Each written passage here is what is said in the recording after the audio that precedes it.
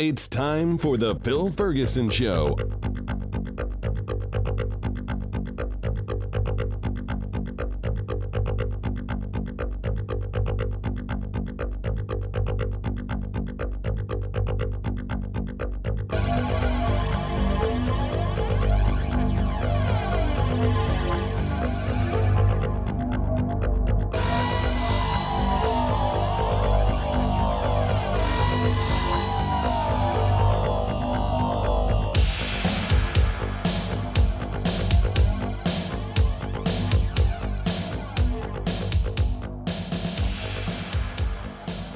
Well, hello there. This is Phil Ferguson, and you are listening to the cleverly titled The Phil Ferguson Show. Thank you so much for being here. I greatly appreciate it. A lot of things going on in my life, and I guess I'll just tease it with that until some of these details are finalized, but I'll have some updates and information for you. Hopefully in 2 to 3 weeks, I'll know more and can reveal some of the things that I've been working on, and hopefully that they've completed correctly as they're supposed to, and I can give you updates.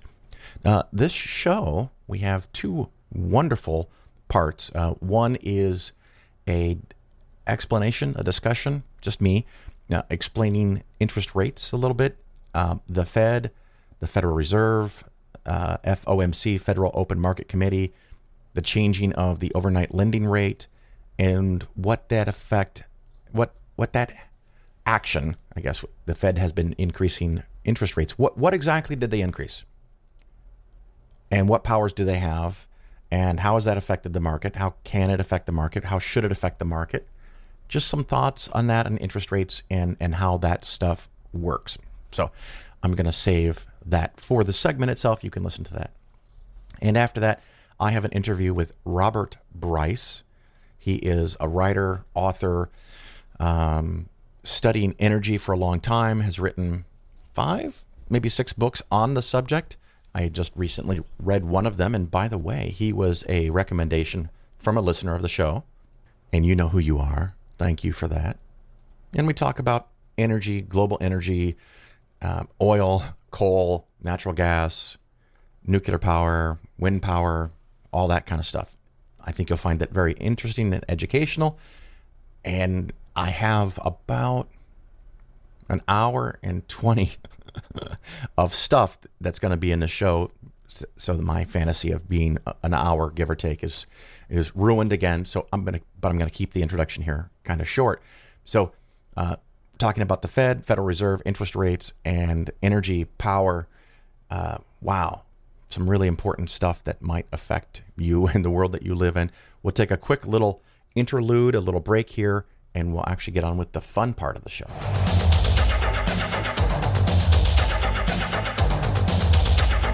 And he's right. It is a miracle. Except when you think about it, it's actually not. It's science, which I'd argue is actually better and more convenient than a miracle, because you don't have to spend the next 2,000 years worshipping the scientists. You can just be like, thanks. and while...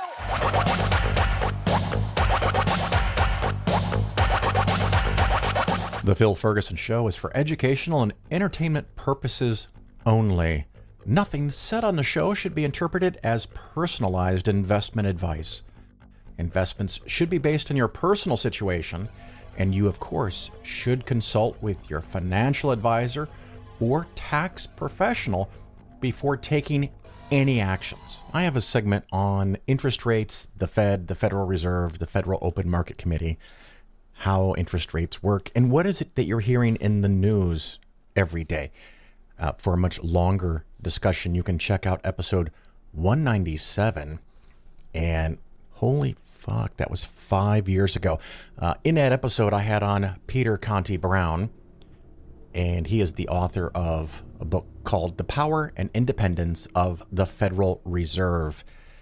I have contacted him recently to see if he'll come back on, but I have not had much success. Lately, a lot of authors just aren't responding to requests to be on the show. What a bummer. Maybe if I was NPR or something, they'd come on the show. But that was a fantastic episode, number 197. So in the news, when you hear about interest rates going up a quarter or a half or most recently in June, I think it was, of 2022, up 0.75%.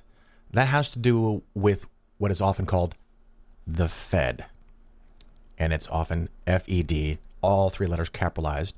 That is the Federal Reserve.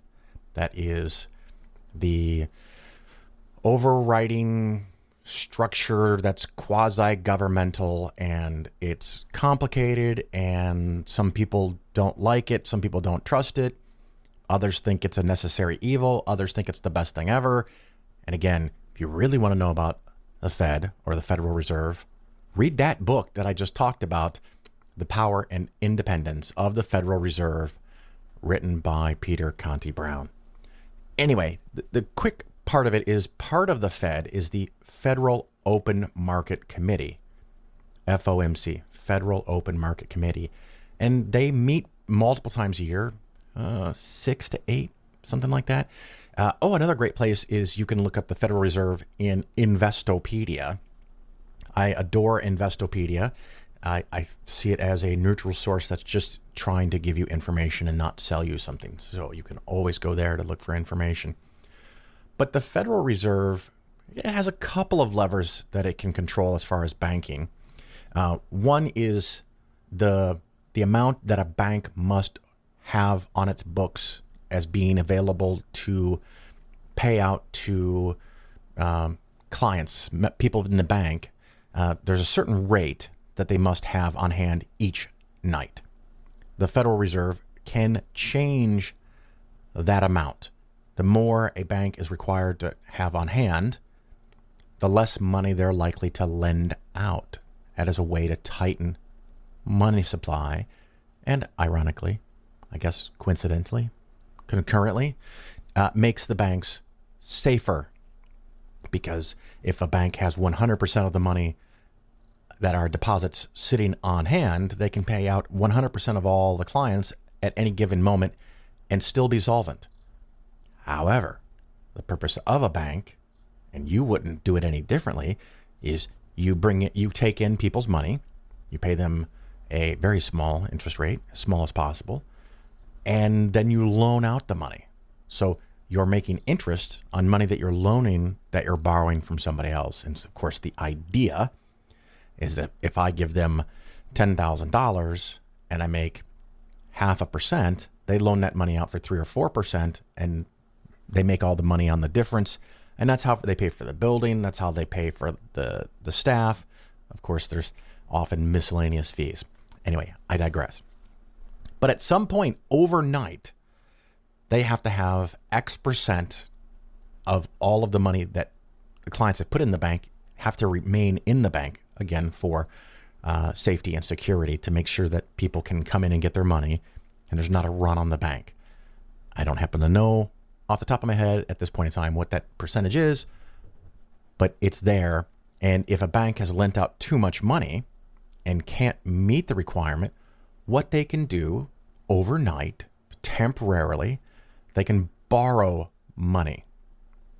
And they borrow that money often from another bank, or in some extreme situations from the Federal Reserve, which has sometimes a small amount of money, sometimes a lot of money that they're sitting on.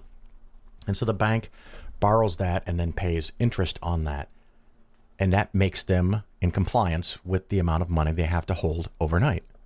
When interest rates are really, really stupid low, like they were close to zero, a bank can lend out almost everything that they have and just borrow money overnight at a rate close to zero. And again, it's just for only overnight. So it's 0 or 0.25% divided by 360 days for a calendar year. And that's how much interest they have to pay. So they can borrow money almost for free. So they're really motivated to lend out almost everything they can, every loan, home loans, car loans, personal loans. The money is flowing, everything is good. Because even if there's a high reserve, they can just borrow it overnight. Well, the Fed, through the Federal Open Market Committee, which is a part of the Fed, decides what that overnight lending rate should be, ought to be, strongly recommended, suggested, But they don't actually control the rate that one bank charges another bank. However, historically, the banks follow the lead of the FOMC or the Fed, and they charge an overnight lending rate from one bank to another at approximately the rate that the Fed or the FOMC suggests. So if the rate is essentially zero and it goes up to 0.25, banks just start lending to other banks at 0.25 because they can. That's kind of a way for them to make money. Some banks might decide, oh, let's not lend out as much money because now we have to pay a little something to borrow overnight. Still small, not too big of a problem for them. Well, then the Fed increased it by a half. So now it went from 0 to 0.25 to 0.75. And now they've increased it by another 0.75. So now the interest rate is 1.5% to borrow money overnight. Again, still relatively cheap. Again, they're not paying 1.5% in a day. They're paying 1.5% for the year, prorated down to 1 day. So roughly 1 over 360 times 1.5%.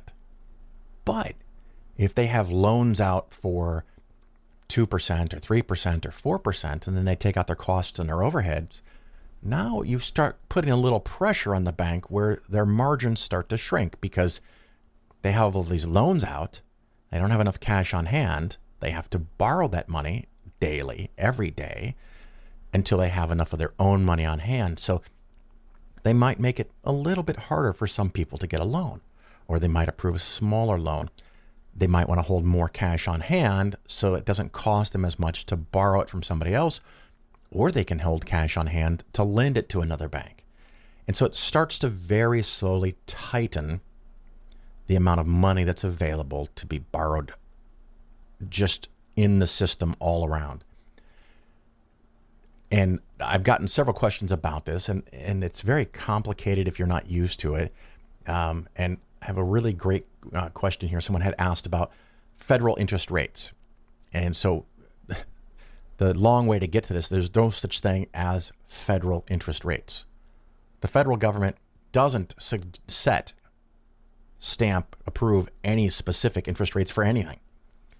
The only thing that it really does, the Fed, a quasi-government agency, through the FOMC, makes a suggestion, which is generally followed, of what the overnight lending rate from one bank to another, or from the bank to the Fed, or from the bank borrows from the Fed overnight.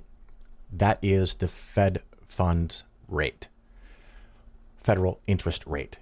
So, no, the Fed funds rate. There's no federal interest rate. That's the federal funds rate. Whew, so many words. So that's what's going up. Now, you can have times where the Fed, FOMC, increases the rate, the suggested rate that banks borrow from one another.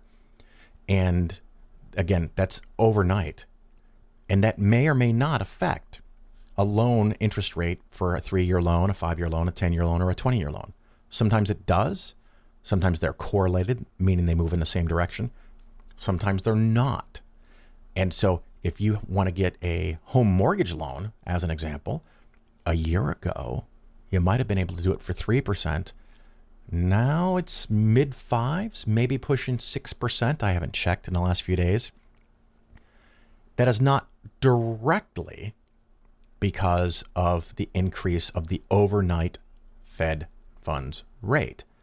But companies that are doing home loans are looking and saying, it's not as easy as it was before. And with inflation, and with the Fed increasing rates and ever so slightly increasing the possibility that there's a recession, banks aren't comfortable with creating a 3% home loan anymore. So they want higher rates. And so it's not a direct connection, but it's a piece of the puzzle and it's in play. The interesting thing, it is believed by many, and this is possibly true, that if short-term rates go up, it's healthier for the system if intermediate and long-term interest rates also go up. Because you generally want to avoid a thing called yield inversion. And a yield inversion is where usually the 1-year interest rate is higher than the 10-year interest rate. So if you could buy a 1-year U.S. bond and get 5%, and you buy a 10-year bond and you get 4.5%, why would you get the 10-year bond? Because you're tying up your money for a longer period of time. Tie it up for 1 year and get the higher interest and then redo that. Usually, the longer the loan, it's generally considered slightly riskier. And the longer the loan is tied up, the easier it is for the person borrowing the money, and the amount that they pay is generally slightly higher. That's the normal situation, so you want that. So the Fed changes the overnight lending rate, and then other institutions may respond in kind and in the same direction and increase rates on loans that they have. Now, if you have a home loan, if you have a 30-year home loan like I do on my house at 3%,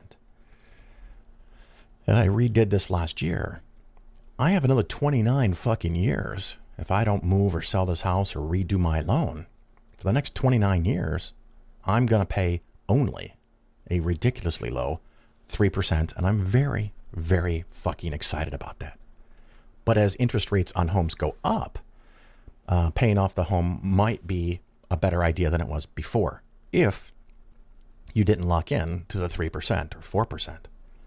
We're not in the opposite situation at this time, but if we get to a time where we've had in the past where home loans are 8, 10, 12, 15, 18%, I mean, if you get an 18% home loan, well, first of all, you're going to want to buy a much more affordable house because the interest is dramatically bigger every month, and you may not be able to pay it on a big house, so you get a smaller house.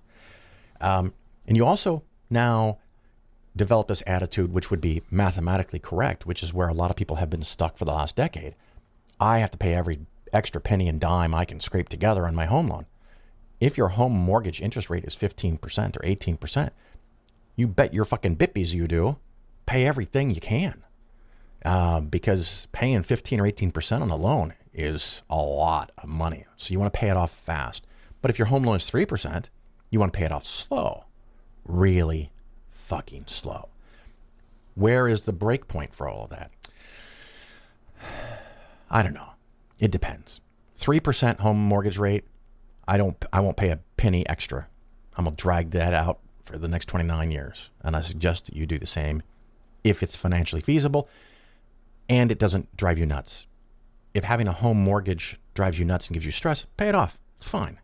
But if you could have a broadly diversified, balanced portfolio in retirement and make something like 6 or 7%, where you've got a bunch of bonds and a bunch of stocks, 6 or 7% is better than the 3%. So you can borrow money at 3% and then make 6%. If you are in your 20s or 30s and you're all in stocks and you could theoretically make 9, 10, or 11%, again, 9, 10, 11 is better than the 3% loan. But if you're in retirement and you refinance your house or you move for some reason, and let's say your home mortgage rate is now 7, well, if you're going to make 6 to 7 in your portfolio and the home mortgage is 7, mathematically it's kind of a toss-up. The interest that you're paying on the mortgage might be tax deductible. Check with your certified professional tax advisor, not me, because if I'm wrong, you're the one paying the bill. So check with the tax professional.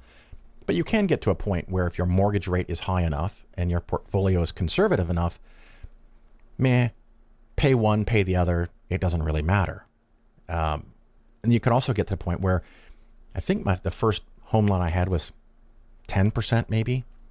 Well, there's not really much motivation to save for the long term at 10% when you have a mortgage that's 10%. And maybe you do some of both because you're making 10% on both, or maybe you can't afford to do either and you're barely getting by.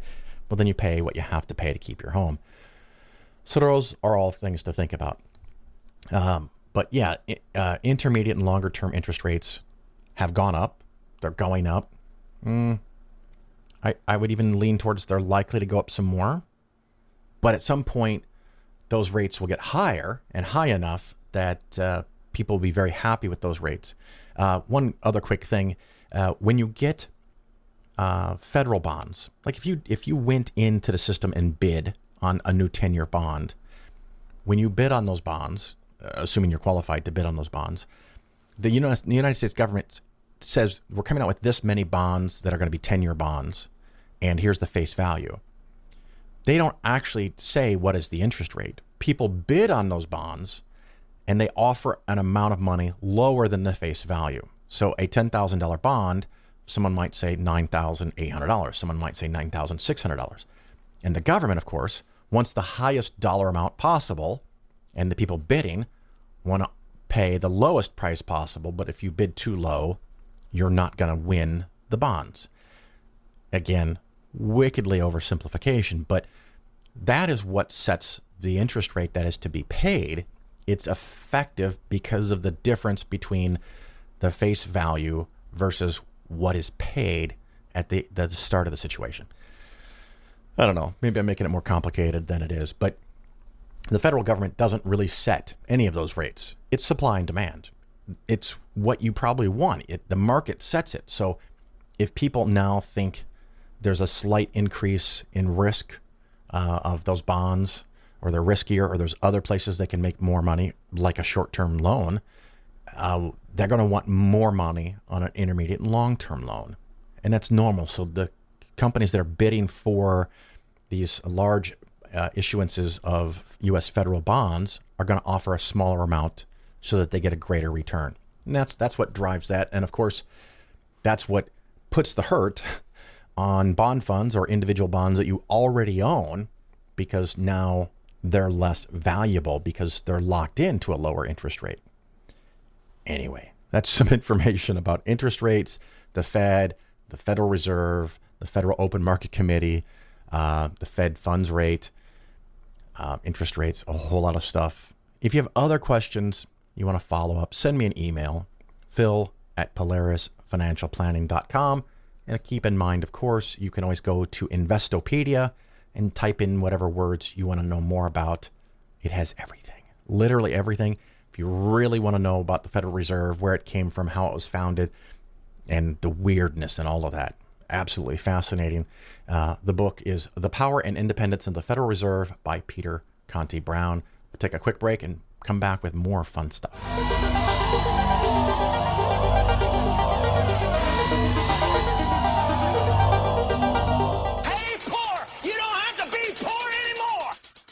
Jesus is here! You're listening to The Bill Ferguson Show.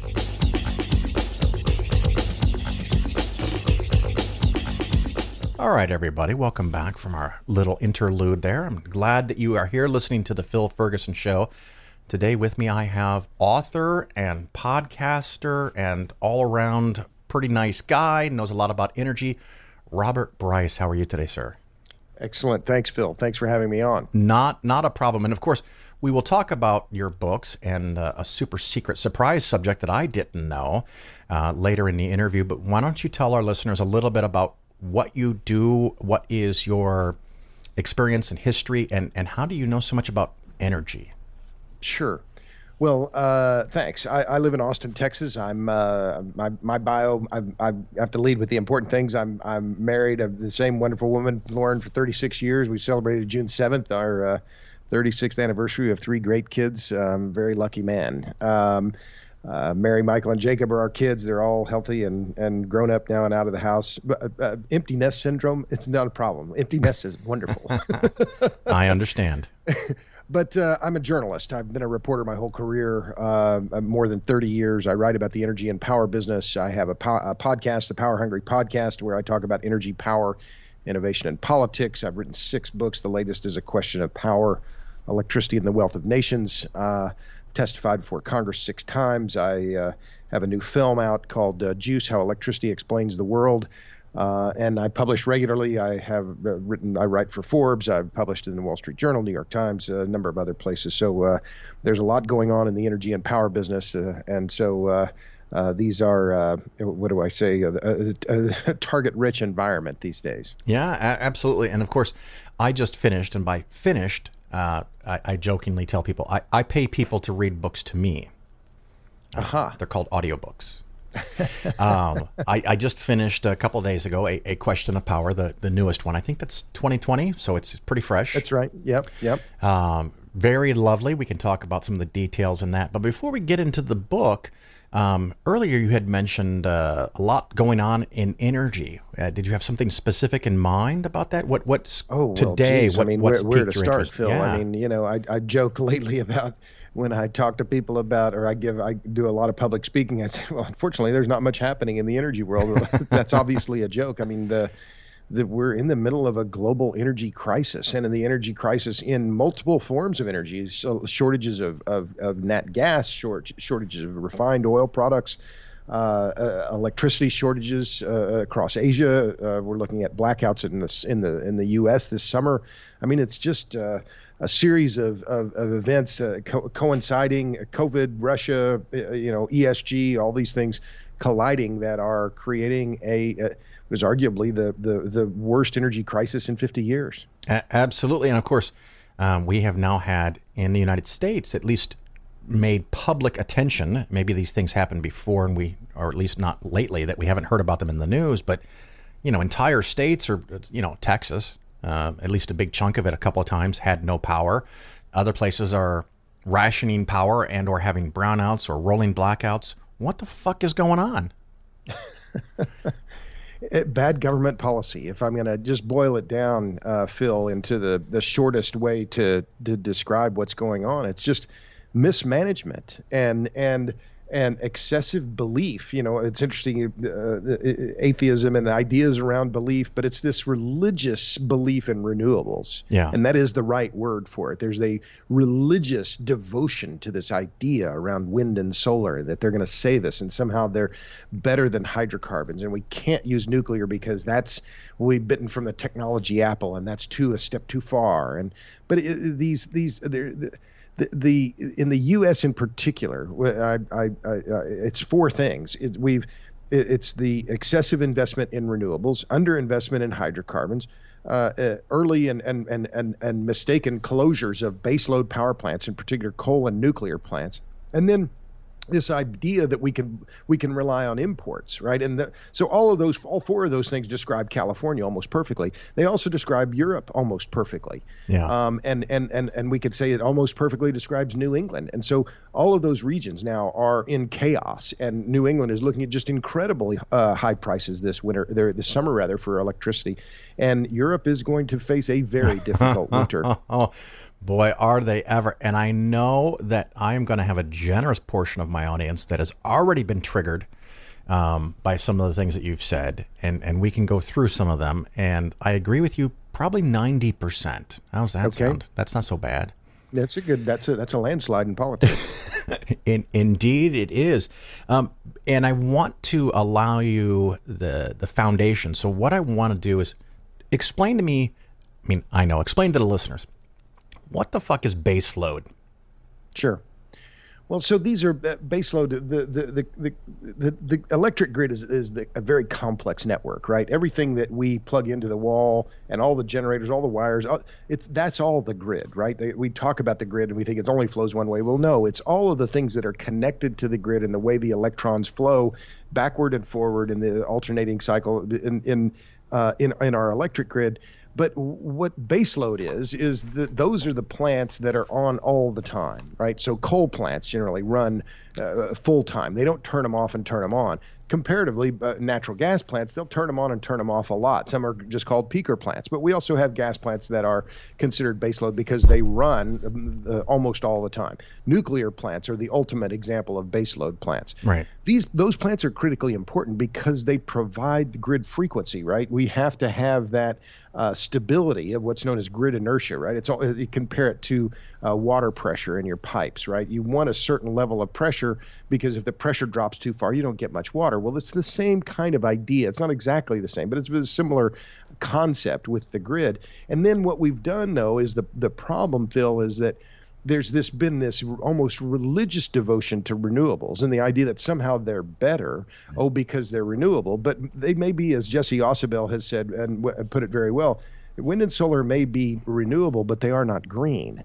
And the problems are coming to the fore where this intermittency is a problem, but it's also the land use issues. It's also the transmission problems, trying to connect all of these far-flung renewables to the electric grid. So we need baseload power plants, and that's one of the reasons why I'm so adamantly pro-nuclear, but we're closing our nuclear plants foolishly and idiotically closing our nuclear plants, including the Palisades plant in Michigan on May 20th, which was an 800 megawatt plant in the middle of the Midwest, where that same day the North American Electric Reliability Corporation said this area is short at least 3 gigawatts of generation this summer. So we're shooting ourselves in the foot. We're disconnecting ourselves. We're just it's just insane, this lack of understanding. It is, and it's an interesting thing because the base load, I think that's the single biggest problem with particularly wind and solar. Solar is peak production in the middle of the afternoon. It's great to offset air conditioning. It's great to reduce peak demand on baseload plants. But for 12, 14, 16, 18 hours of the day, forgetting the fact that some days it's not sunny, but even on a sunny day, there's a lot of part of the day where the sun is hiding from us and we're getting no solar. So that's problematic. And wind, of course, sometimes it's windy, sometimes it's too windy, and sometimes there's no wind. That's a big problem. It's an enormous problem, and that was one of the things that, I both laughed and was absolutely horrified when a few weeks ago now, Gina McCarthy was on some news program and says, oh, well, the tech companies need to limit conversations about renewables. And also anyone who doubts or claims that renewables aren't to blame for the blackouts in Texas. Well, we just can't have that. I mean, but this idea of squelching speech, of squelching any kind of debate about the value of renewables, that's a deeply dangerous concept. But here's the reality, to get back to where you were going with this idea of baseload and the intermittency of wind and solar. On February 15th of last year, when the Texas grid came within 4 or 5 minutes of total collapse, there were $66 billion spent in the years before the blackouts on wind and solar. And yet when the grid was on the verge of collapse, effectively none of that investment was worth anything. All of that wind and solar went to Cancun with Ted Cruz. Not available, just completely gone. And yet they're saying, oh, well, don't talk about wind and solar. Don't say shit about wind and solar. Well, I'll talk about it because this is absurd. We've invested all this money in generation capacity that doesn't respond when power is needed and the grid is in crisis. And that's the problem. We're spending too much on stuff that's intermittent, asynchronous, not baseload, and we're not spending enough on the things that we know are reliable. Absolutely. Now, I will say in the book, you flogged the dead horse of wind. I'm going to flog that thing. I'm going to keep flogging that thing because the wind energy business is a subsidy-dependent industry that is targeting rural America. It's a naked land grab, and I've written a lot about it. And since the book came out, and I'll give you 2 examples. Just in the last few weeks, Invenergy, Chicago-based Invenergy, the largest privately held renewable energy company in the world, sued Worth County, Iowa, to force the county to take wind turbines it doesn't want. In Mid-American Energy, a subsidiary of Berkshire Hathaway, sued Madison County, Iowa, to force the county to take wind turbines they don't want.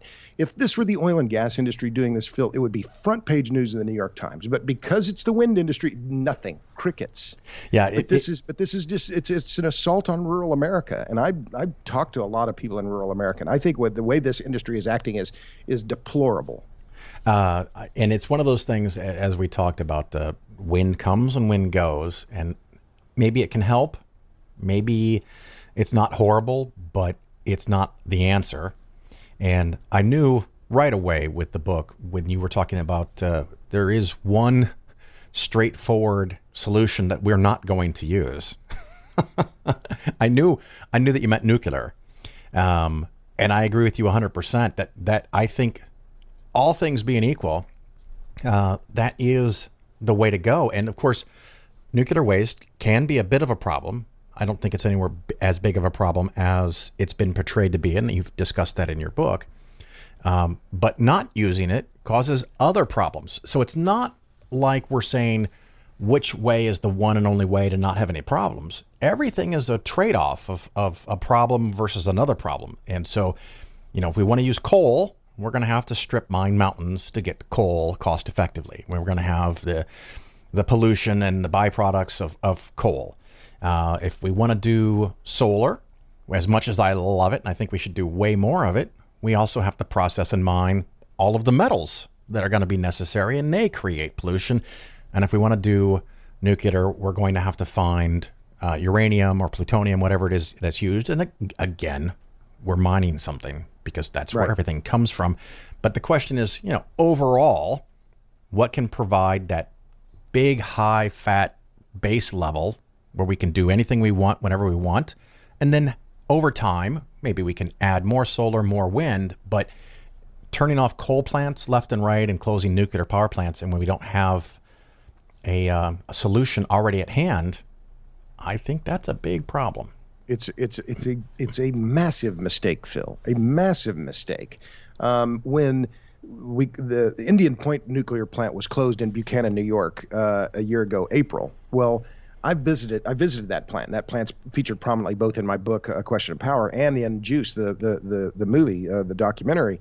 It was a marvel. I mean, it was a 2,000 megawatt nuclear power plant on the banks of the Hudson River, about 40 miles north of Times Square. And that plant was closed just for political convenience. There were no problems. The plant could have continued operating for decades to come. But because Andrew Cuomo was an idiot, and because he wanted to play up to the Natural Resources Defense Council and the Green Left, he agreed to close it. But that plant, since it's been shuttered, has been replaced by gas-fired generation. Well, now the price of natural gas is skyrocketing, so who's paying the bill? Of course, it's the consumer. And further, the emissions, the CO2 emissions, have gone up dramatically because we've replaced a zero carbon source of electricity with one that is being produced from natural gas. I love natural gas. I'm pro natural gas. But we're putting too many of our eggs in one energy basket. We're making our grid too reliant on natural gas, and that is a big strategic mistake. And consumers are going to be the ones that pay the bill. And natural gas is relatively cheap, dramatically less carbon emissions than coal. Correct me if I get any of this wrong. Yeah. And everything's hunky-dory until that changes. And then, like you said, if we're 50 or 60% in one source for energy, and that source changes, or if we suddenly can't do horizontal drilling or fracking, which maybe we shouldn't do, but if that cuts the natural gas supply in half, wow, we're in big trouble. Well, and what we are seeing is now the U.S. gas price being pulled upward because of international demand. We're exporting a lot of gas in the form of LNG. Well, I think that's okay, but let's be clear, it's also having a price effect on the gas that we as consumers in the United States buy. Now, it's not anywhere near the price of natural gas in Europe now, which is at $40 per million BTUs. $40 compared to the U.S. I think today it's $6 or $7. Yeah. Right. But that $6 or $7 would be less if we weren't exporting so much LNG to Europe. So I'm not saying let's not export it, but let's be clear that what we're seeing now is because we're closing coal plants, and in Texas alone, 6 gigawatts, 6,000 megawatts of coal capacity was retired in the 48 or 50 months before the blackouts of 2021. And we're closing these other coal plants, closing these other nuclear plants. They're being backfilled with natural gas-fired power plants. And because the price of gas is high, consumers, again, getting killed. And just to be clear, LNG, liquefied natural gas. Right. Because they're not filling tankers with natural gas. They're making it super cold, so it turns into a liquid. Right. Which I'm assuming takes a material amount of energy. Oh, yeah. And then you have containment issues, because if it gets warm at some point, we have a problem. Does it explode a tank? Can it? No. There's the LNG process is very safe. There haven't been any accidents, and this idea of there's a leak. Well, there'll be a leak, but the gas will dissipate. It's not. This idea that it's going to explode. That's hype. But excellent. I'm glad I'm wrong. But these are enormous industrial investments, and Europe needs the gas, and Europe's in dire straits. And Biden has gone to the Europeans and say, "Hey, we'll help you out." Well, that's we're going to be able to do some, but we're not going to be able to replace all of the gas they were getting from Russia. And of course, you could have the philosophy that this is the natural gas from the United States. Why don't we just hang on to it and just use it for ourselves? And that might be a reasonable political philosophy, but politics, at least at this point, the government doesn't own the natural gas. It's the companies that are bringing it out of the ground that own it. Sure. And they're going to want to make money. And they're going to look for the highest price they can find. Of course, that's the way the market works. Yeah. What about, just a question, you might know the answer. Oil. I understand that the United States is a net oil exporter. If that's the case, why is gasoline so expensive? Well, how long is the show? I'm tempting you to give the answer because it's one of those things that comes up, and it's what you've alluded to is it's complicated. Well, but again, I say that, and I'm joking. It's complicated, and it's not. And here's the answer: supply and demand. Yeah. What we've seen is a resurgence after COVID of people driving. It's the summer driving season, right? Kids are out of school. The mom and dad want to take the kids to say grandma. They want to go to the beach. They're out driving. I was in California last week. Cars everywhere. I mean, just packed. The roads were packed. I went through the airports, airplanes, packed. People, liquid fuels mean transportation. They mean mobility. And so we're seeing this snapback in energy demand across the board for both electricity, for oil demand, for all other kinds of hydrocarbons.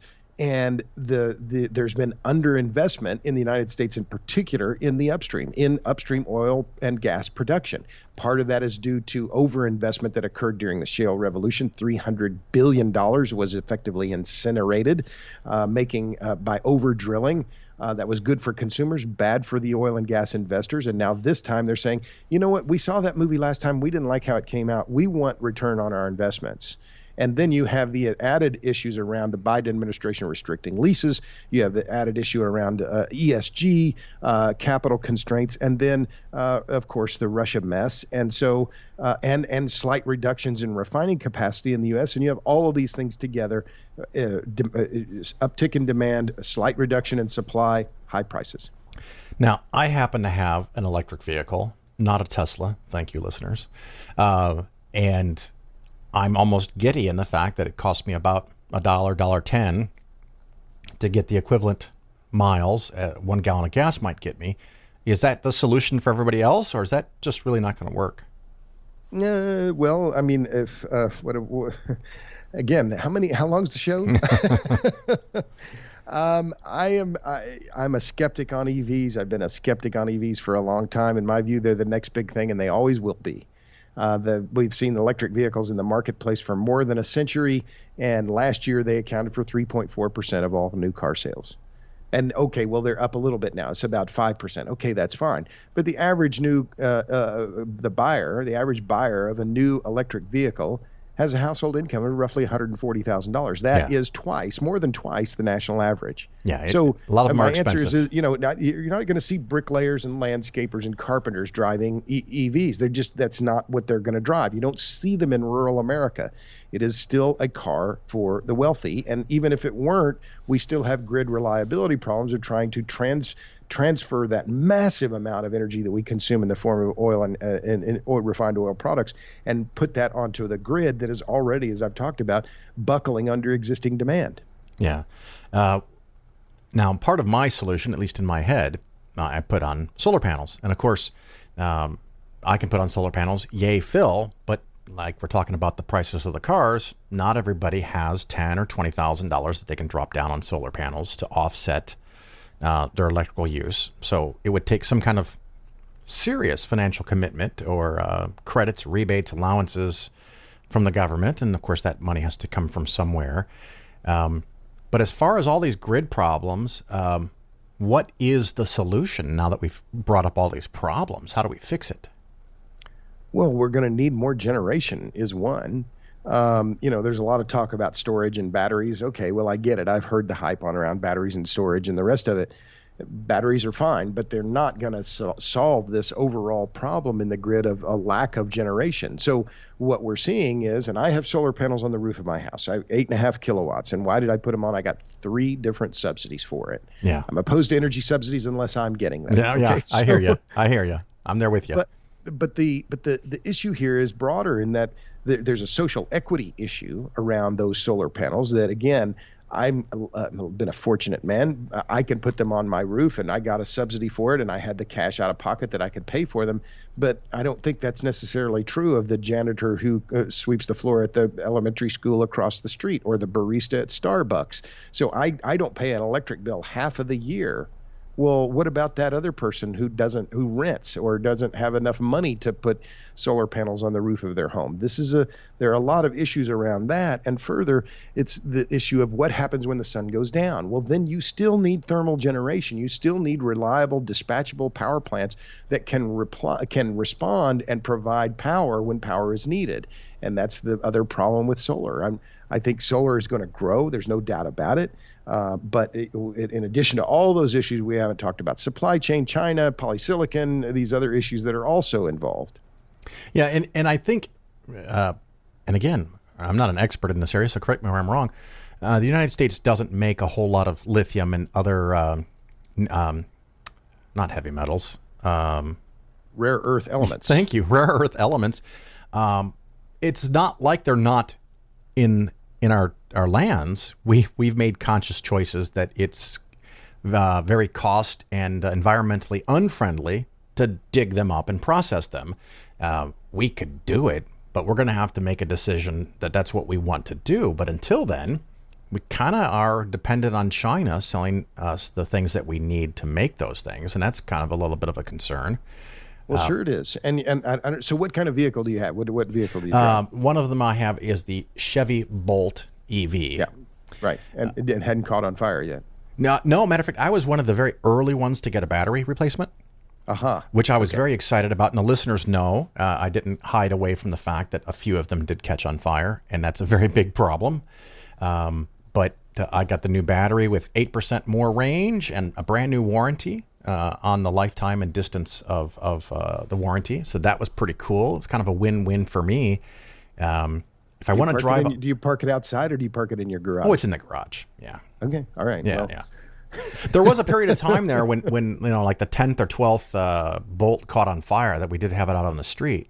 But like I said, I did get a replacement battery that, to my knowledge, has not had a single fire. Of course, conventional cars that use gasoline sometimes get recalled for spontaneous fire. No doubt about it. But back to the China issue, I will bet you money, marbles, or chalk, as my father used to say, that the neodymium iron boron magnets in those motors were sourced in China. Oh, absolutely. Because those magnets that China controls, something like, according to the Department of Energy, something like 92% of the global market in those high-strength magnets. And it's also a very important thing when it's incredibly affordable, because we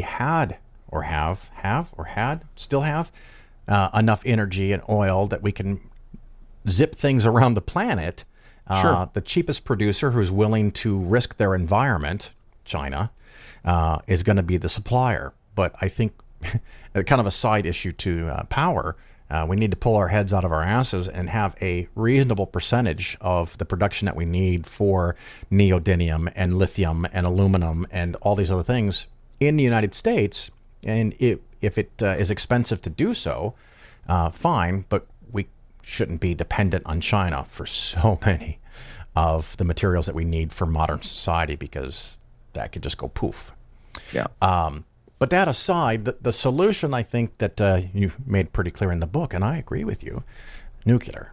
How do we do that? Well, we've talked about industrial supply chains, and that's a gnarly problem. Yeah. And it's one that is not going to be solved instantly. It's not going to happen in a couple of years. It's going to be a decadal kind of process. The same is true, I think, with nuclear energy. I'm adamantly pro-nuclear. If you're anti-carbon dioxide and anti-nuclear, you're pro-blackout. Well, I am anti-blackout. I mean, I am so anti-blackout, I can barely explain it to you. But we have we're closing our existing nuclear plants, which is just foolishness of the first order. The Palisades plant in May, the Indian Point plant in April of last year, Diablo Canyon in California. There's some indications that plant may be saved. It should be, because it's such an important part of the California economy. Forget that it's zero carbon. It's 8 or 9% of their total generation. But to get to new nuclear, to deploy new nuclear plants in the United States, you've got to overcome the regulatory inertia and the roadblock that is presented by the Nuclear Regulatory Commission. And you've got to, we will have to build supply chains. We have to have manufacturers. So I fear that right now, or I don't fear, I predict that what we will see is that new nuclear, small modular reactors, next generation nuclear will succeed in Europe or somewhere else overseas before it succeeds here in the United States. I think it's going to be a situation where the technology we developed, deployed first, have done the best at, we're going to have to see it succeed somewhere else before we can see it come back here and thrive. And is the greatest successor of that, is that going to be France that does that? Because they've been pretty pro-nuclear for a long time. France and since the invasion of Ukraine has made good noises about SMR, so has Britain. Rolls-Royce has said they think they'll have a new SMR online by 2029. But it's clear right now that China is way ahead of the rest of the world. They're building 42 or 46 reactors. I mean, we're building 2. Yeah. And they're building very sophisticated reactors, high temperature gas reactors. So, they have a demonstration. It's a commercial one. It's, I think, 200 megawatts. They're not using that for their main deployment. But, China, Russia, even South Korea, I think they're miles ahead of where the U.S. is right now. And what are we going to do with all that waste? I ask, knowing your answer, but tell us anyway. Well, I mean, this is another intractable problem, but I think it can be overcome. In fact, I just did an interview for my podcast with Elizabeth Muller, who has a company called Deep Isolation, and they've got a new idea.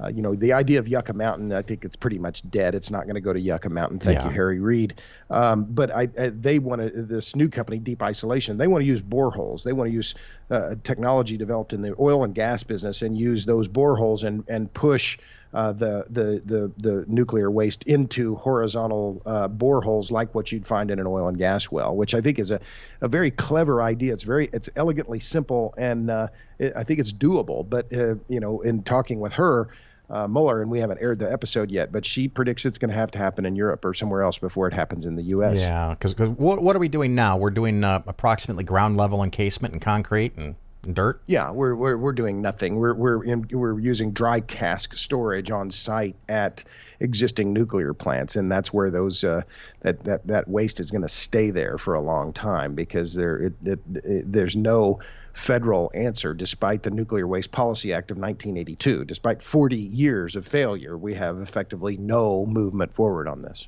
I also have in my head this idea, which may or may not be correct, that we can take that old nuclear waste and reuse it in modern reactors. Is that an option, or am I just wrong? Well, that involves reprocessing, which is a very complex. I won't say difficult. It's complex industrial processing. The last time we were doing reprocessing here in the U.S. was in the Carter administration.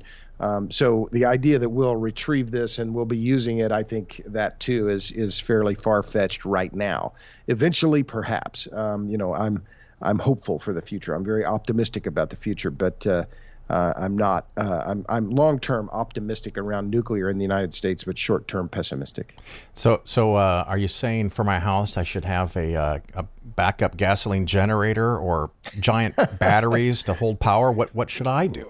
Well, if you're interested in investing, I'm sure you told all your listeners that they should be buying Generac stock because Generac stock has gone through the roof. I haven't checked it lately. Well, apparently it would have been good to tell them that before it went up. Yes, right. Well, that's my investing strategy. I buy it and wait for it to go down. Yeah. But no, the home generator market, standby generator sales are going through the roof. I mean, because people are looking at the lack of reliability at the grid and on the grid, and they're investing their dollars accordingly. So, I have a little standby 6 kilowatt gasoline fired generator, but a lot of people I know are buying full house generators, 24 kilowatts, 20 kilowatts, and they're spending $12,000, $15,000, $20,000 on it. Yeah, I know. Actually, I had looked at a Generac natural gas powered generator that could sit right outside the house, hooks up to the natural gas pipeline that comes already to the house, almost instant on. And boom, the whole house just keeps running like normal, and I run off natural gas, which probably won't even drive up my price too much. And so if electricity goes out, the natural gas becomes the source for the electricity. But yeah, like you said, it starting price easily 5 or 6, but yeah, you can go up to 10 to 20 pretty quick if you want to have some bells and whistles. A friend of mine in Houston ordered one Generac last December. She won't get it until this December. She told me, I think it was, she bought a 20 kilowatt system. It's about $12,000.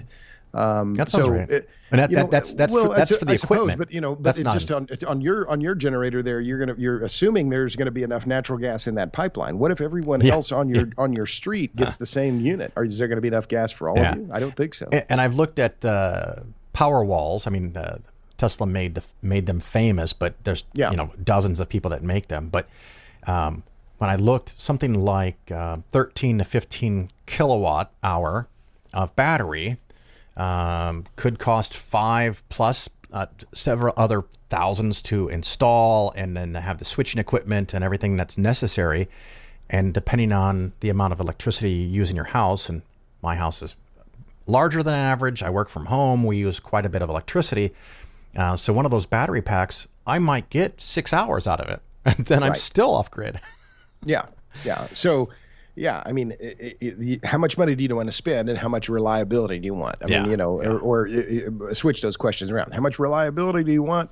Well, then if you want 5 nines, 6 nines, you tell me how much blackouts you can tolerate. Yeah. Then that's going to determine how big the check you have to write. Or you could do something selective where you say, okay, well, if the power goes out and the system kicks on, there's a whole nother main control panel for your electricity, and all it powers is the kitchen. So you get the refrigerator, the air conditioner, and that's it.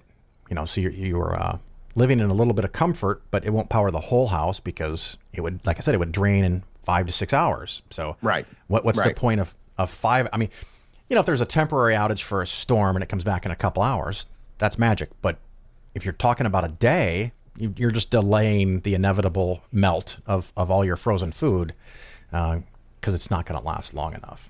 Yeah. No, absolutely. And we were without power here in Austin for 45 hours during Winter Storm Uri. So, it was cold then, of course, right? Not hot, but and we didn't really lose any food because it was so cold. But you just put it outside. Yeah, but nevertheless, I put a premium on cold beer, so that's if it goes out in the summer, that's a problem. You just have to have a giant ice block on hand in case the power goes out. No, I don't know. Would that be cold storage? I mean, you can put energy in water and freeze it. I don't know. Yeah. That not going to last too long. Another fun thing that I'm going to ask you about, I mentioned several shows ago, and I is probably the most wrong on something I've been in a long time, and I'm wrong often enough. What about mechanical gravity batteries? Loser. You just gonna leave it like that? Any more elaboration? Is it just the energy loss? No. I'll elaborate on that. Big loser. I thought that was coming. I had mentioned that in passing, and boy, I got way too many smart listeners, and I got raked over the coals on that. And I figured this would be the chance to own up to that, embarrass myself once again for being wrong. But what about water-powered gravity batteries, where we pump water up a mountain? Could that work? Well, there are a few pumped hydro facilities in the U.S., but only a handful, and they only, where will they work? Well, places where you got lots of water. Well, that doesn't include West Texas, right, where there's a lot of wind. It doesn't include most of the western United States, which is arid. So, and you need a mountain to pump it up. Pumped hydro, and you've got to have some verticality and the rest of it, and it takes a lot of land. So, a lot of the work that I've been doing over the past several years, and in fact I've been working on it today, land use conflicts around all kinds of energy infrastructure siting. So the more land that's needed, it's one of the reasons why I'm so pro-nuclear, is a small footprint of nuclear. The power density is higher than any other form of energy development, energy generation we know. And so the bigger the footprint, the more likely it is you're going to have backlash. And so that's one of the other issues around pump storage, and that's going to make it very difficult. In addition to the all the high expense and availability of water and so on. It just popped into my head every once in a while. I think about, even though it was probably 40 years ago, because I'm in my mid 50s. When I was in junior high, I had a teacher that pulled out some stats about oil and how much oil there is and how much we use. And she told us of a certain date that we'd run out of oil. And I remember telling her that we would never, ever run out of oil. And she was just distraught that I would, say something so stupid. But then I made the argument that as the oil gets fewer and fewer, limited in quantity, what would happen is the price would just go up and up and up, and eventually you'd have only the wealthy could drive cars, and so you'd never actually use the last bit of oil because it'd be too expensive, it'd be too valuable to ever use. But the thing I think I'm more concerned now is not that we're going to run out of oil, but large parts of several countries, probably including the United States, we're going to run out of water. Well, they're energy and water are intimately connected. Yeah. We need energy to produce water, and we need water to produce energy. And I don't pretend to be an expert on water, but yes, I think the water issues are ones that are going to be increasingly coming to the fore. We see already because of the drought in California how that's affecting energy availability, but also California, they declined to build a new desalination plant. Well, they're desperately short of water. Yeah. Well, if you're going to do desal, you need a ton of power. I mean, it's a very electricity intensive process. So you're right that these two issues are intimately connected, and they're going to remain intimately connected. Oh, I know what we're going to do to fix it all. Fusion. How's that looking? Yeah, we're still 50 years away. Okay, 10 years away. We were 50 years away when I was a kid. There have been some developments in fusion. I was talking to some fusion guys. They're raising a lot of money around fusion, and they keep, and I say a lot of money. I'm not talking a few million. I'm talking hundreds of millions or even billions of dollars for some of these fusion startups. So they're seeing some positive, results, but it's different to just break even on energy in versus energy out, and then producing massive amounts of energy that make the thing actually make it energy positive to the gigawatt scale. I just thought maybe now I know I've been joking around that I should launch a cryptocurrency and take money from all the suckers. Well, maybe I should launch Fusion Coin. I think that, or water coin. Crypto, isn't it amazing? I mean, I know you're an investment guy, but yeah. I've been in crypto mining halls. In my movie, I went in Iceland. We went and saw an Ethereum mining place, and they set up in Iceland. And well, let me ask you, because this is your show, but I interview a lot of people. So, what investment makes sense now? My son is big on crypto. I never put any money into crypto. So, I kind of dabbled around just a little bit, and I helped him get started in mining crypto. But as I look at this, and I'm 60, I'll be 62 next month. I'm older than you. But I'm looking at, I used to be rich. I have index funds, right? Yeah. And Schwab dividend, and this is my strategy. I just index fund because that's what John Bogle said to do. But lately, it just doesn't seem like there are any asset classes that are broadly are immune to this downdraft. What makes sense to you, Phil? Well, I am staying the course. I tell people I give some of the most boring investment advice ever. Buy and hold. Index funds, all index funds. John Bogle is my hero, and his book, Common Sense on Mutual Funds, is my Bible. And this too shall pass, just like the big drop in 2020 when COVID hit, although I don't think it's going to come back that fast. Just like 08, 2000, 92, the 70s, the 60s, we will soldier through. We'll find a way. So for me, it's really boring. Stay the course. And in reference to your Bitcoin question, a complete and utter sham, global self-delusion. I have been on record since 2017. So what is that, like 5 years? Would be 5 years, yeah. That despite being profoundly wrong in the direction of the price of Bitcoin over the last 5 years, it cannot succeed. It will suffocate itself under its own bloated mass of energy demands and resources and inability to process at velocity if and when it ever gets adopted by enough people, and if it ever becomes a threat to the global countries, the financial leaders of the world, they will crush it and it will be over.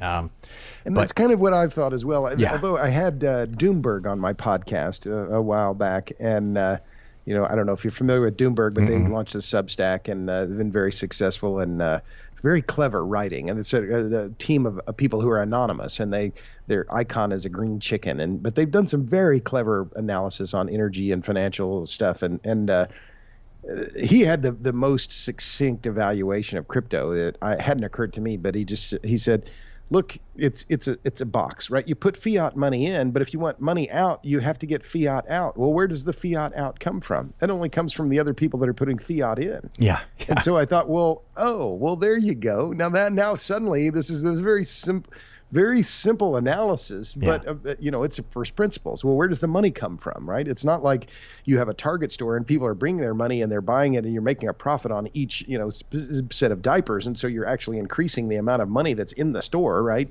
No, you're not increasing the amount of money. You're just increasing as more people buy it. There's a certain amount of fiat money that's in. And if you want fiat money out, you got to find more fiat somewhere.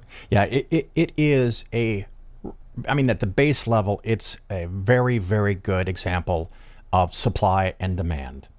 If the demand and the supply is coming out at a fixed rate, plus pro or con, whether that's a good idea, and we could argue about that. But as long as there's a greater fool to follow in with more money, more US dollars, more yen, more whatever, cryptocurrencies can continue to go up. But at some point, when the rug gets pulled out, when the Beanie Babies are realized to really be just $4 stuffed animals, when the tulip bulbs are revealed for only being able to grow one flower, at some point when that goes away, and maybe that's now, maybe it's still another 5 years, it will all fall apart, and we'll laugh and we'll look back and go, how did we ever think the emperor had clothes? Right. And it's funny because I've had people say, well, Phil, if you are so convinced, why don't you short all these things? And of course, short not only requires that I'm right in the direction down, but I'm right temporally, because shorts usually have a time limit on them. And one of the rules I follow in life is to never bet against stupid, because it may take a profound long period of time for this to happen. But I avoid it. I'm not interested in it. I argue with people, I debate with people, and almost every time a crypto bro wants to point out one of the benefits of Bitcoin, I can find them the documentation and the evidence to show that that's actually not, it's like they say it's simple. Well, no, it's not simple. They'll say it's secret. No, and thankfully, no, because the U.S. government and governments around the world have arrested hundreds of people peddling in images and videos that involve the abusing children. Right. And they didn't make any extra effort to be secret because they thought using Bitcoin made them secret and safe. Well, whoops, they weren't. And good thing that they all believed in crypto. So write us from jail. Yeah. The other topic, which happened with the Colonial Pipeline thing as well, right? They tracked down most of those guys, or got most of the money back. So that was interesting. But it's salutary to hear you talk about just the buy and hold and bogle and the rest of it, because I'm just not sophisticated enough to go short, right? I'm busy. I don't have time to watch the market all the time. And so buy and hold, I think you're right. And I'm just, I guess, I'm the confirmation bias, but I like this idea of dividend paying mutual funds that I know are simple and low fee, and that I understand. Yeah. Keep costs low, keep taxes low, keep transaction costs low. One last topic, you threw it out in the pre-show, which doesn't exist, so it's not saved anywhere, listeners. You mentioned Madalyn Murray O'Hair. Walk me through that story. What's going on there? Well, so I didn't know, you contacted me some time ago, and we managed to do the recording, and I didn't know you were an atheist or talked about those issues. I've been passingly familiar with them for some time, but I've been a reporter my whole career. I've never had a real job. And now some 30 years ago, I was writing for the Austin Chronicle, which is the weekly newspaper here in Austin. And Madalyn Murray O'Hair, as you may recall, she disappeared along with her two adult children, John and what was the woman's name?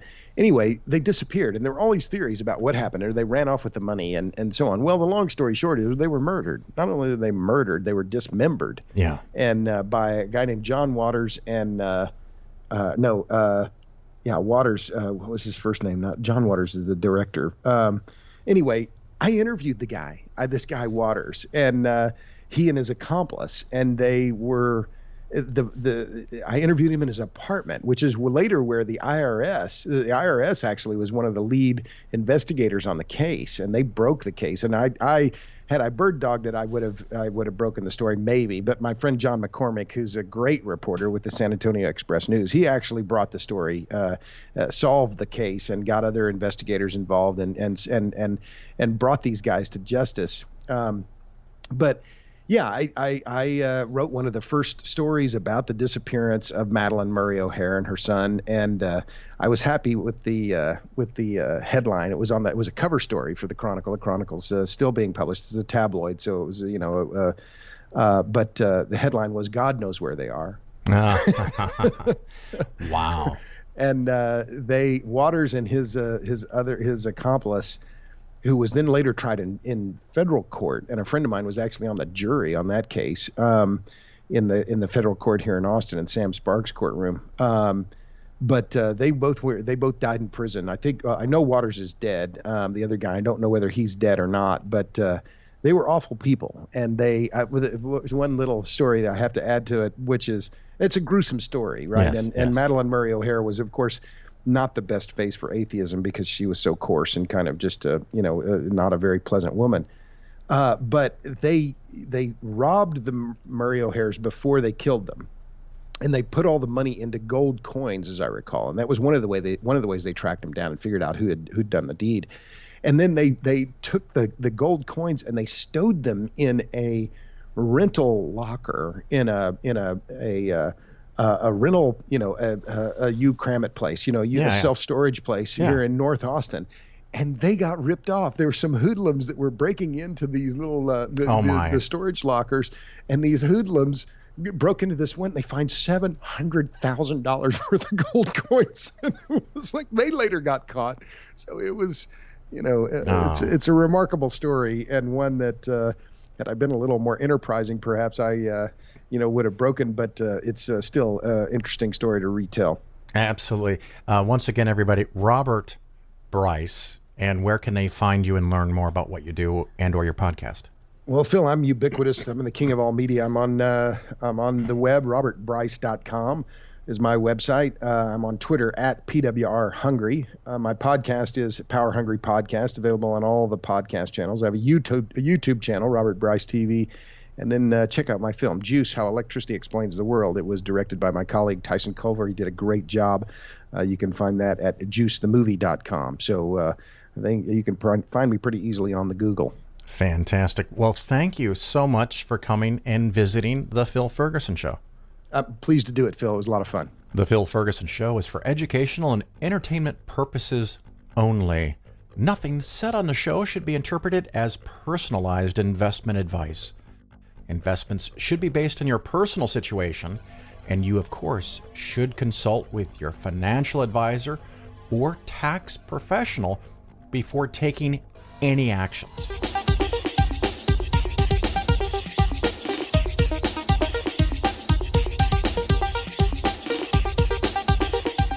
Hey you, it's me, Sarah Silverman.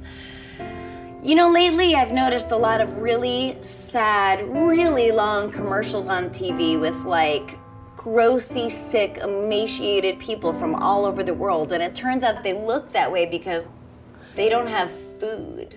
And I know what you're thinking. If you don't like it, Silverman, TiVo passed it. I did. You still see them.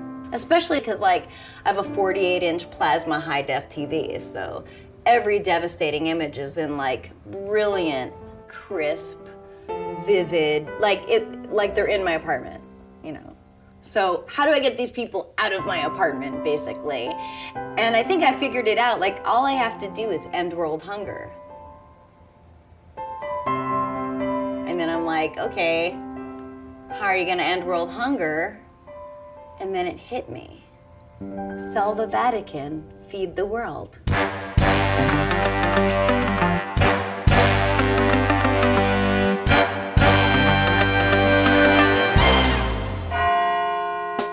Think about it. We need a hero, and who is more primed to be our hero than the Pope? He's literally a caped crusader. What is the Vatican worth, like $500 billion?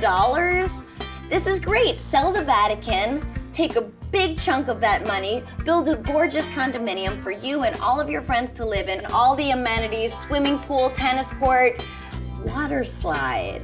And with the money left over, feed the whole fucking world. You preach to live humbly, and I totally agree. So now maybe it's time for you to move out of your house that is a city. On an ego level alone, you will be the biggest hero in the history of ever. And by the way, any involvement in the Holocaust, bygones. I know some of you out there are like, well, why don't those bums get a job like the rest of us? Well, did you know that the average Arby's employee in Ethiopia only gets paid nothing an hour because they don't have one. They don't have one. The bottom line is this. If you sell the Vatican and you take that money and you use it to feed every single human being on the planet, you will get crazy pussy. All the pussy. And I don't mean literally. That might not be your cup of tea. I don't know what your version of all the pussy is. But you'll get all the pussy. Amen. You're listening to The Bill Ferguson Show.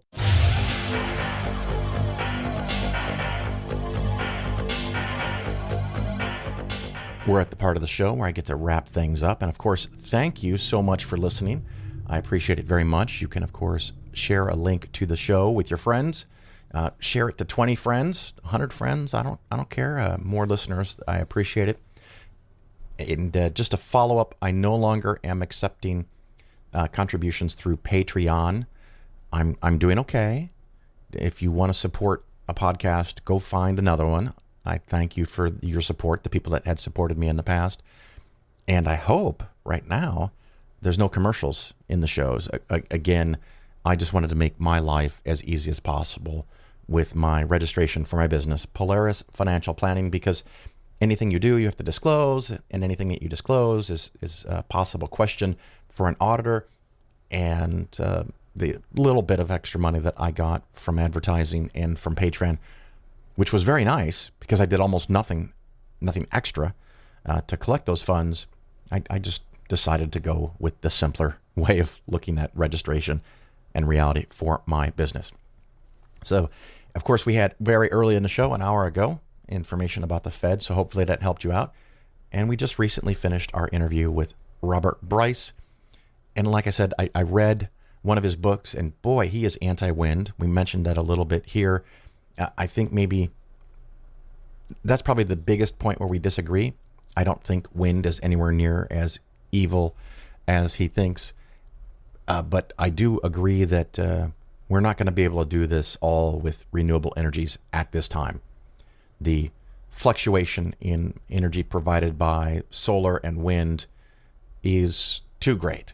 I mean, maybe if you have wind turbines over the entire country and it's going to be windy somewhere, it could help, but transmitting large amounts of power over very, very long lines, you do lose some of the energy. So that's not really the answer either. I'm much more pro-solar. He did say he was pro-solar. And of course, the nice thing about that is it can really, really be a huge benefit in providing electricity right when we want it the most. At least in northern climates, we're going to want that in the summer. In northern climates, unfortunately, the heat might be more in demand at night, so it doesn't help there. But for summer peak demand, solar power is, I think, something we need to do. We need to have more of it. More houses should have it. And I think we're getting that. I've seen more and more solar farms recently. My wife and I had a long drive, and we would see entire solar farms. I don't know, thousands, tens of thousands of panels, all hooked up facing straight south. So it looks like it's working. The wind, I'm not as negative as he is on it, but it's going to be limited in what we can do. If we can get 5, 10, maybe 20% of our energy that way, that'd be nice.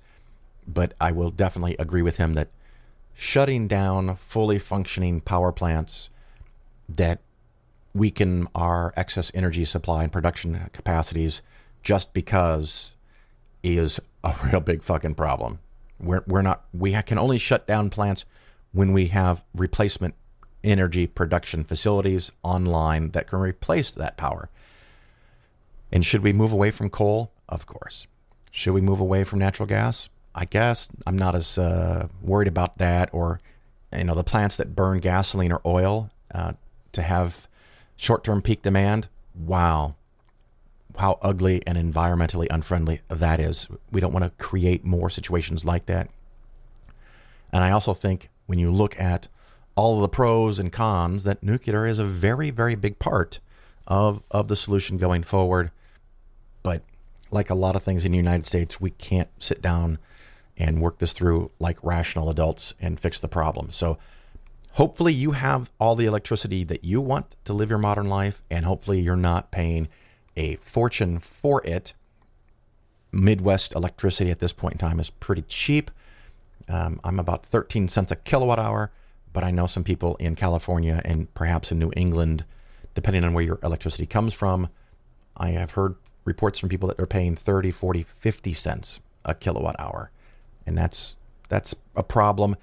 And we did discuss right at the very end, he brought up the idea that these imbalances hurt lower income people more than wealthy people.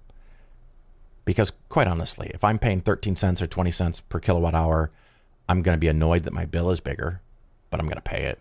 I have the ability to pay it. It doesn't really change anything. I'm going to still run my air conditioner. However, people living and working at minimum wage or lower income jobs, they might have to make some choices that are unpleasant. Running air conditioner only at night, running air conditioner only in a room, running a fan instead of the air conditioning when you can. So anyway, big, messy, complicated world out there. If you have any solutions to these problems, let me know. If you have other topics or authors or guests that you think I should have on, I'm flexible. Almost any topic works for me. I'm interested in lots of things. You can email me, phil@polarisfinancialplanning.com. Quick reminder, in October, only a couple months away, I do currently plan to go to Las Vegas for CFI-Con, Center for Inquiry. No, they call it CSI-Con. One of those two things in Las Vegas.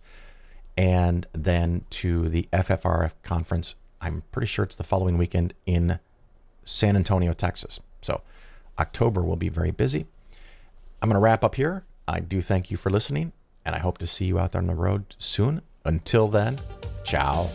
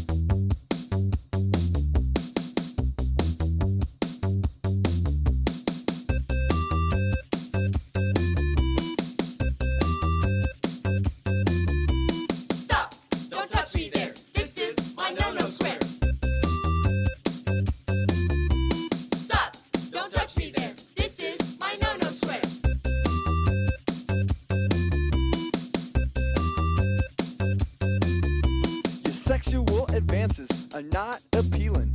In fact, I'm starting to get the uh-oh feeling. And my mama said my special parts are just for me. So why in the world are you trying to creep? Stop! Don't touch me there. This is my no-no square. Stop! Don't touch me there. This is my no-no square.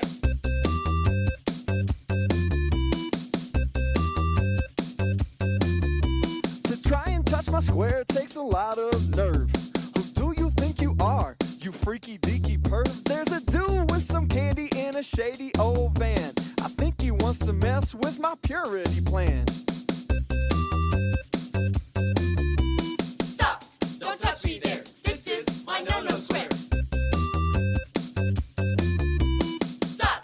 Don't touch me there. This is my no-no square.